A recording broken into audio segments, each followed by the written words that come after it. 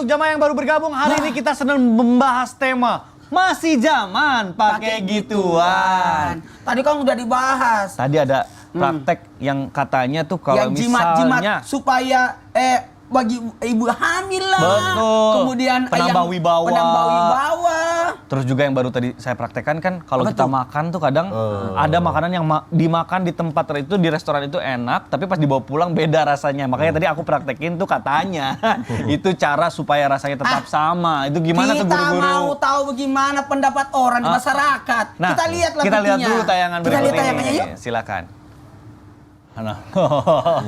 Ustaz Syam, Afwan, gimana nih? Kadang banyak juga nih berita yang kita tahu katanya kalau misalnya ya itu ada penglarisnya itu beda rasanya dimakan di tempat sama dibawa pulang. Terus bener nggak kata video tadi gitu caranya nih supaya kita ya kan biasanya kalau kita makan di warung enak. Pas giliran dibungkus bawa pulang kok nggak sama. Betul. Nah itu mohon penjelasannya Ustaz Syam, Tafadhol. Masya Allah, tabarakallah. Tabi guruku Ustaz Ahmad Ridwan, Ustaz Maulana, Mas Mikdad, serta guru-guru kami yang dimuliakan Allah Subhanahu wa Ta'ala, serta para pedagang yang insya Allah senantiasa ingin memberikan yang terbaik untuk para pelanggannya, yang senantiasa menjaga pelanggannya dari memakan sesuatu yang tidak baik untuk tubuhnya, yang senantiasa wara, hati-hati, takut dipandang oleh Allah Subhanahu wa Ta'ala, sebagaimana kisah seorang wanita di masa Sayyidina Umar bin Khattab yang langsung menjadi menantunya Sayyidina Umar bin Khattab karena takutnya kepada Allah Subhanahu wa Ta'ala. Seorang wanita penjual susu yang pada saat itu ia ingin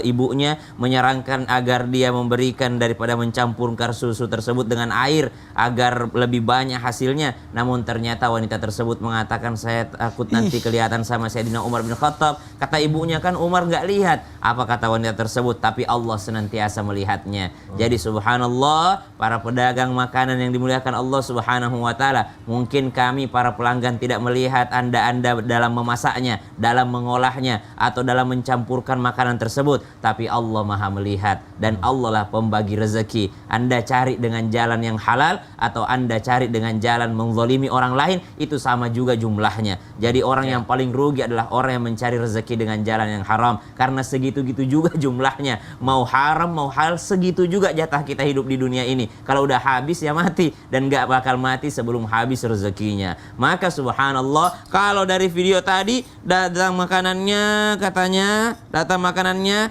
langsung ambil sendok garpunya pakai tangan kiri dulu. Setelah ambil sendok garpu pakai tangan kiri, baru dipindahkan ke tangan kanan. Jadi karena dua ada sendok dan garpu, barulah lagi diatur sendok di sebelah kanan, garpu sebelah kiri. Keburu dingin, ya. Keburu dingin. Ini jangankan dibungkus, dimakan di situ pun udah tidak enak. Subhanallah.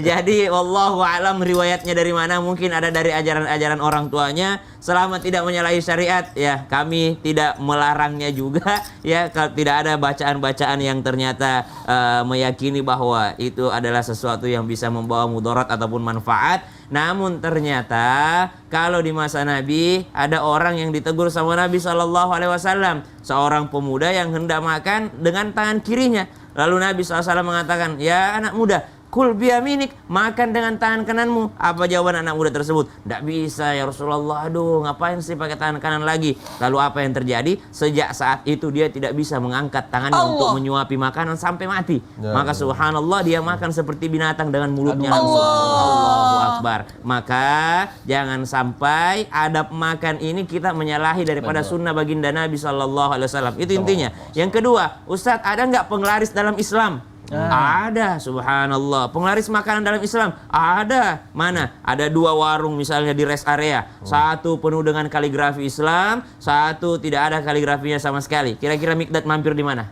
Yang penuh dengan kaligrafi. Kenapa? Karena lebih barokah mudah-mudahan insya Allah.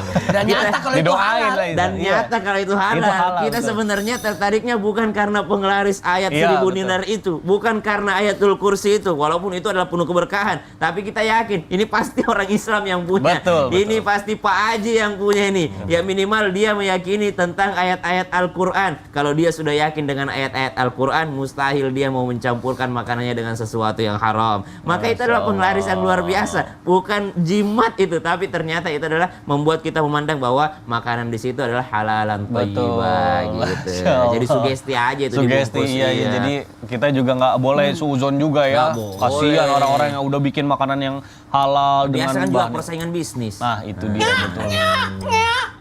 Ustaz, kenapa? Kok jadi kayak anak kecil? Pernah nggak anak kecil nangis tiba-tiba ngambilin jimat-jimat gitu disimpan di perutnya. Oh, iya saya pernah lihat.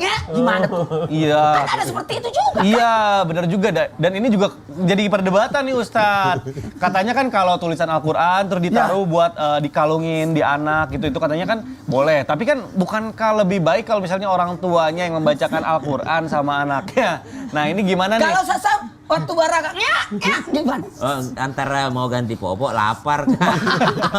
Lebih logika kalau Ustadznya. Kalau Mikdad, Kalau aku sih langsung aja tanya, Mami, Isel gimana kalau ini? saya gampang, Gimana kalau Ustadz? ambil anak bawa ke mamanya. Udah selesai. Sama sebenarnya. Dan mamanya tidak siap, kita bawa ke neneknya.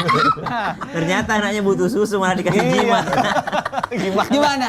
Yang Ustadz punya apa 7 anak. Ridwan? Gimana nih? Berdasarkan pengalaman, mohon penjelasannya Guru, tafadhol.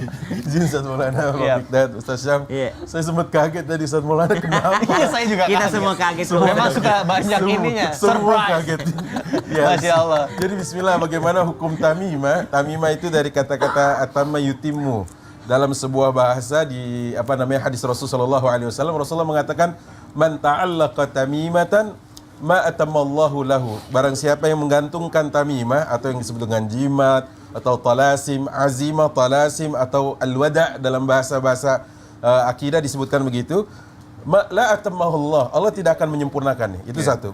Yang kedua, man ta'allaqa tamimatan faqad asyraka billah. Barang siapa yang melakukan penempelan, pemakaian, penggunaan terhadap tamimah tadi, maka Allah kategorikan dia sebagai orang yang telah menyekutukan Allah. Subhanallah. Nauzubillah min dzalik. Ngeri sekali. Nah, cuma nih. Kalau tadi pertanyaan Bang Mikdad, sumbernya dari Al-Qur'an, hadis, doa-doa gitu. Ya, apakah boleh? Nah, ini paling tidak ada dua pendapat ulama dalam hal ini. Yang pertama adalah Amr bin Shu'aib yang mengatakan kepada Rasulullah SAW, ya Rasulullah, anakku ini masih kecil, belum bisa baca tulis, ya. Terus kemudian aku tuliskan di situ doa isti'adzah, perlindungan kepada Allah Subhanahu wa taala, dan aku gantungkan itu kepadanya. Dan Rasulullah SAW membiarkan itu dan membolehkannya. Karena apa? Alasannya agar anak ini tidak diganggu oleh syaitan.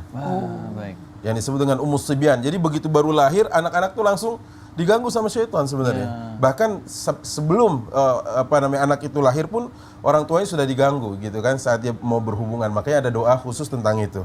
Yang kedua adalah yang mengatakan bahwa itu tidak boleh adalah sahabat Abdullah bin Mas'ud dan Hudzaifah ibnul Yamani radhiyallahu anhum ajma'in, yang mengatakan bahwa mau itu dari Al-Quran, mau itu dari hadis Rasulullah SAW tidak boleh. Kenapa tidak boleh? Saddan lidzari'ah, sebagai bentuk kehati-hatian dari penyalahgunaan. Jadi intinya adalah boleh atau tidak? kalau ditanya seperti itu, jalan tengahnya adalah kalau memang dituliskan dengan maksud dia tidak bisa membacanya, boleh karena dengan anak catatan. itu masih lemah. Nah, dengan catatan kalau bila mana nanti mau dimandikan, copot. Kalau seperti ini, Wah, ini nggak tahu dalamnya apa ini. bisa jadi nggak tahu juga sih. Nah, Kalau isinya Quran. ya kalau tadi seperti yang riwayat Amr bin Shu'aib maka boleh, tapi di dalamnya apa kita nggak tahu, harus dibongkar dulu nih. Biasanya ini anak-anak cacingan juga dipakai ini nih. Kalau nggak salah gitu ya. Kalau nggak salah harusnya kan dikasih obat anti cacing gitu ya. Anak cacingan dikasih ini. Seperti itu. Nah, makanya kembali dari dua pendapat ulama tadi dari kalangan sahabat, kalau ditanya Amr bin Shu'aib ya boleh.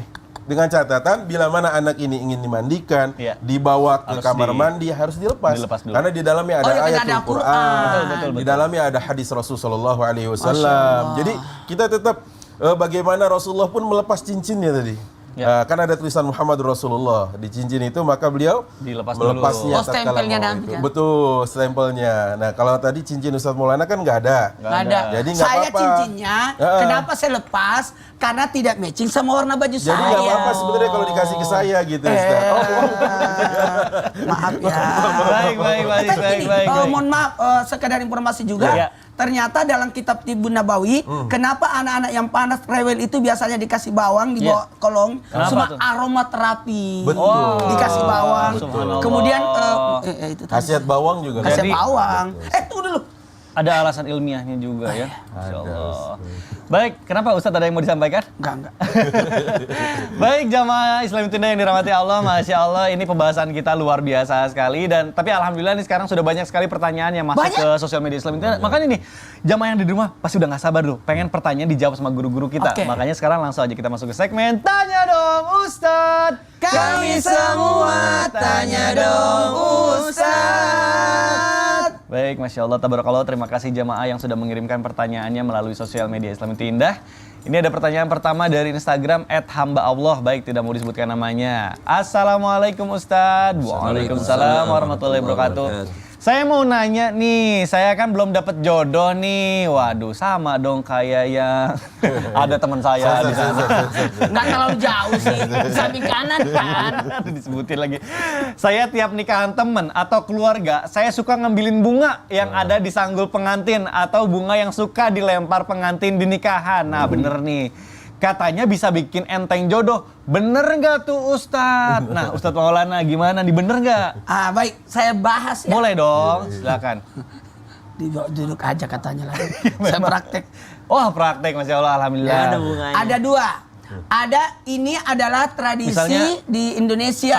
di sanggul ya? Enggak, di sanggul-sanggul di sini Iya. kan.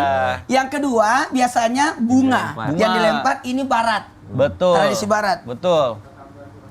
Siap, dapat. Yeay. Aduh, Isel.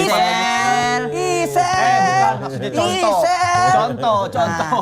Ini sugesti sebenarnya penyemangat. Cuma dikhawatirkan Iya. kalau yang dilakukan ini justru Menyakiti terjadi orang. kezaliman. Betul. Iya. Kemudian mohon maaf Nah. ini potekan. Ada juga orang rebutan pakai bunga, pulang-pulang dimarahi sama istrinya. Jangan masuk kembali ke sini. Kalau kau rebutan bunga kan. Iya. Iya. Jadi kembali lagi, kalau dalam Islam ada memang sebenarnya kalau mau cepat nikah di acara kawinan, mau tahu? Gimana tuh, Ustaz? Berdoa ketika terjadinya akad nikah. Karena ada 3 turunnya rahmat Allah, ketika memandang wajah orang tua, ketika hujan turun, dan ketika terjadinya akad nikah. Disitulah pas minta doa ketika terjadi akad nikah. Masya Allah. Itu bisa cepat itu. Itu jadi ya bukan rebut-rebutan, itu hanya simbolik Ya, saja sebetulnya ya. ya. Masya Allah. Baik, terima kasih Ustadz Maulana, mudah-mudahan terjawab. Kita lanjutkan ke pertanyaan kedua. Nah, ini ada pertanyaan dari Instagram @hamba_Allah juga nih, baik tidak mau disebutkan namanya. Assalamualaikum Ustadz. Waalaikumsalam warahmatullahi wabarakatuh. Emang bener ya jimat bahkan sihir itu katanya yang kuat dari kiriman dari penyihir wanita atau paranormal wanita. Karena katanya suami saya kena sihir dari jimat yang dipakai sama teman kantor wanitanya, Ustadz. Benarkah sihir yang dikirimkan wanita itu sampai bisa membuat seorang laki-laki hilang kesadaran, bahkan sampai lupa keluarga? Terus, nah ini kalau sudah terjadi gimana nih? Saya harus nyadarin suami saya, Ustadz. Ustadz Syam, tafadhol mungkin boleh dijawab melalui tausiah nih. Ustadz Syam udah gak sabar kayak pengen Ini jawab kayaknya nih. yang nanya ini adalah requestan dari Jihan. Silakan Ustadz Syam. Sebenarnya saya tuh agak sedikit geli gitu ya, karena Ustaz? ngebayangin bahwa gimana suami ini merancang kebohongan supaya karena udah terlanjur ketahuan gitu ya. Jadi menyalahkan penyihir wanita gitu, padahal ketahuan, handphonenya ketahuan sama istrinya. Akhirnya gimana caranya biar saya nggak terlalu disalahin? Oh, salahin aja penyihir wanita, padahal dia sendiri juga yang godain wanitanya awalnya. Subhanallah. Baik, bismillahirrahmanirrahim. Alhamdulillah wassalatu wassalamu ala Rasulillah. Amma ba'd, sebelumnya kita tengok kembali apa yang telah disiapkan oleh tim Islam itu Indah.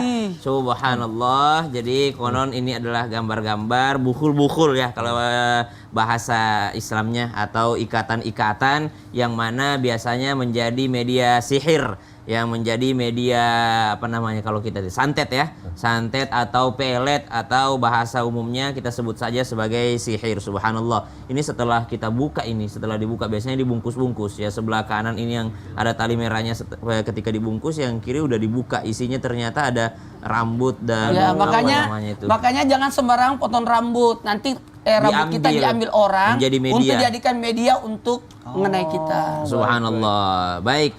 Lalu ternyata apakah betul sihir itu ada? Sihir itu ada. Bahkan menjadi sesuatu yang mesti kita yakini. Kenapa mesti kita yakini? Karena dia termasuk perkara yang ghaib. Ba'da naqul a'udzubillahi minasyaitonir rajim.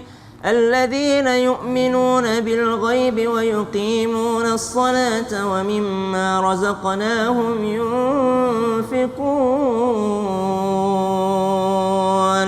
Menurut daripada sejarahnya, Allah Subhanahu wa taala pernah mengutus malaikatnya untuk mengajarkan manusia atau mengajarkan manusia tentang ilmu sihir ini. Namun ternyata disalahgunakan di masa sebelum Nabi Sulaiman alaihissalam. Maka pada masa Nabi Sulaiman alaihissalam, Nabi Sulaiman memerintahkan agar dikumpulkan semua kitab-kitab sihir tadi untuk dihancurkannya. Namun ternyata di antara kitab-kitab sihir ini masih ada yang bocor sampai sekarang, subhanallah. Ada yang membocorkannya kembali hingga akhirnya masih ada yang mempraktekkan daripada sihir tersebut. Bahkan jangankan kita manusia biasa, di masa baginda Nabi SAW pun terjadi juga yang namanya sihir, sehingga Nabi banyak mengajarkan kita doa-doa atau muawwidzatain atau daripada surah-surah Al-Quran. Bahkan turunnya surah Al-Falaq dan surah An-Nas yang ternyata di situ berisi tentang penyihir wanita atau para wanita ya. Ba'da naqul a'udzubillahi minasyaitonir rajim. Qul a'udzu birabbil falaq min syarri ma khalaq wa min syarri ghasiqin idza waqab wa min syarri naffatsati fil 'uqad wa min syarri hasidin idza hasad. Kita diminta oleh Allah Subhanahu wa taala untuk berlindung kepada Allah Subhanahu wa taala dari satu, min syarri ma khalaq, dari segala ciptaan Allah, dari segala makhluk. Karena kadang-kala makhluk itu enggak niat jahat tapi ternyata jadi jahat ke kita. Contoh misalnya semut sebenarnya nggak mau, bukan niat jahat gigit kita, tapi memang itu kerjaannya. Sapi misalnya nggak niat untuk hancurin sawah, tapi memang itu kerjaannya. Betul. Tikus juga seperti itu, subhanallah. Tapi ada yang lebih berbahaya, wa min syarrin naffatsati fil 'uqad, daripada yang tadi itu disebutkan bukul-bukul, ya ditiupkan daripada bukul-bukul daripada wanita. Wa min syarri hasidin idza hasad, dan daripada hasudnya atau hasadnya orang yang sedang hasad. Allahu taala alam. Astagfirullahaladzim. Jauh. Aduh. Ini Kenapa sih, Mikdad? Ustaz, ini aku lagi baca nih bahasan selanjutnya. Nih katanya jimat itu nggak boleh sembarangan dibuang, nanti bisa balik lagi. Astagfirullahaladzim. Jangan-jangan Mikdad Bukan. kan membuang berarti ada kan? Bukan. Aduh, bukan ini jamaah aja. Aduh, saya menjadi. Nanti jamaah jadi salah. Oh, jadi Isel. Oh, pantesan. Orang kalau nggak melakukan tuh nggak gugup, biasa aja. Astagfirullahaladzim. Biasa aja. Bukan kayak gitu. Saya nggak pakai jimat, saya nggak pakai apapun. Aduh, guru-guru. Tangga saya nih Ustaz. Aduh, jamaah. Kenapa kalau muncul kembali bahaya? Ini nanti jadi salah paham. Pasti tidak pakai kan? Jangan, Ustaz. Kita akan kembali setelah yang satu ini tetap di Islam Tidak. Jamaah. Alhamdulillah. Alhamdulillah. Maksud saya kamu pakai make up.